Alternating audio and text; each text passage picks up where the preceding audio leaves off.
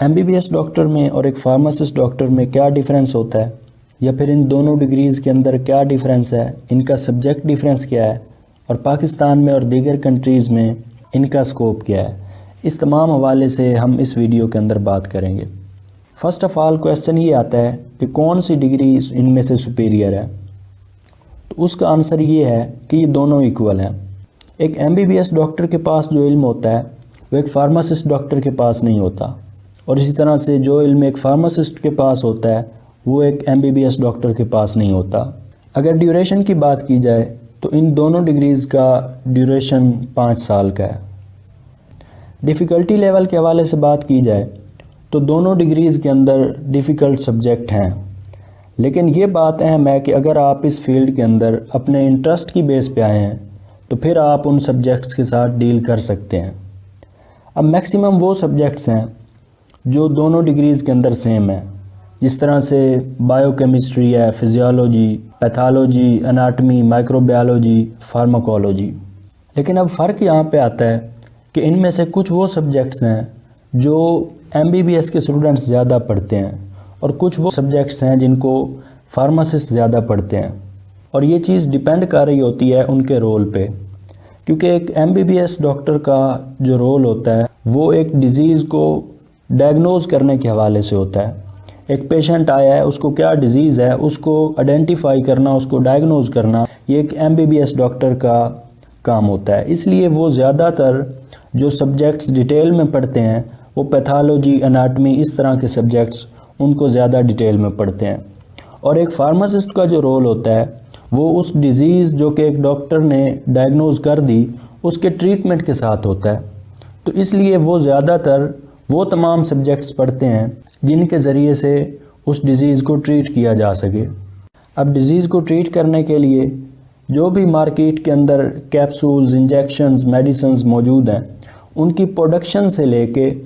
ان کے اندر جو بھی کیمسٹری ان کی پروڈکشن میں انوالو ہوتی ہے وہاں سے لے کے اس کو مارکیٹ میں لانے تک، اور پھر مارکیٹ سے اس کو پیشنٹ تک پہنچانے تک، یہ تمام رول ایک فارماسسٹ کا ہوتا ہے۔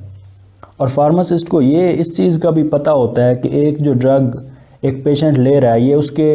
جسم کے اندر جا کر کہاں پہ ڈسٹریبیوٹ ہوگی، کن آرگنز تک جائے گی، اس کے ٹارگٹ کون سے ہیں، اس کا میکانزم آف ایکشن کیا ہے، اور پھر ڈرگ اپنا ایک تو ایفیکٹ شو کرے گی، اس کے علاوہ اس کے سائیڈ ایفیکٹس کیا ہو سکتے ہیں، اور پھر وہ ڈرگ ایک باڈی سے ایلیمنیٹ کس طرح سے کرے گی۔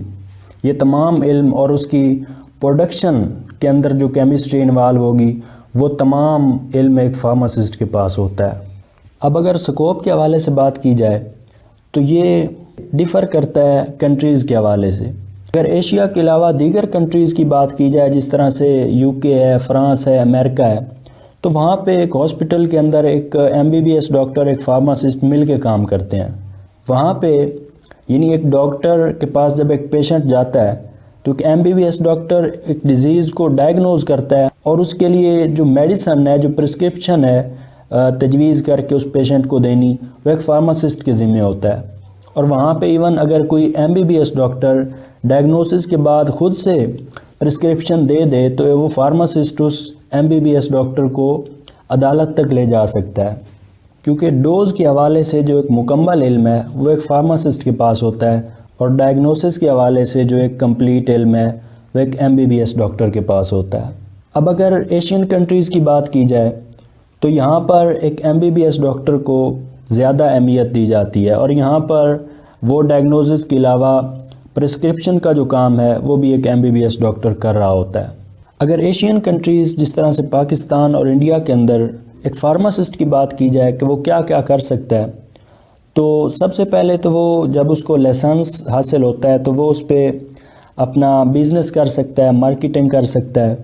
اس کے علاوہ فارماسیوٹیکل کمپنیز جہاں پہ ڈرگ کی پروڈکشن ہو رہی ہوتی ہے وہاں پہ کام کر سکتا ہے۔ اس کے علاوہ ہاسپٹل کے اندر ہاسپٹل فارماسسٹ کے طور پہ کام کر سکتا ہے، ڈرگ انسپیکٹر کے طور پہ کام کر سکتا ہے، یا پھر ٹیچنگ کر سکتا ہے۔ اگر دیگر ترقی یافتہ ممالک کی طرح یہاں پہ بھی ہاسپٹل کے اندر MBBS ڈاکٹر اور فارماسسٹ مل کر کام کرنا شروع کر دیں تو وہ ایک ڈیزیز کو بہتر طریقے سے ڈائگنوز کر کے اس کا ایک بہتر ٹریٹمنٹ تلاش کر سکتے ہیں، اور وہ معاشرے کو ایک اچھے طریقے سے سرو کر سکتے ہیں۔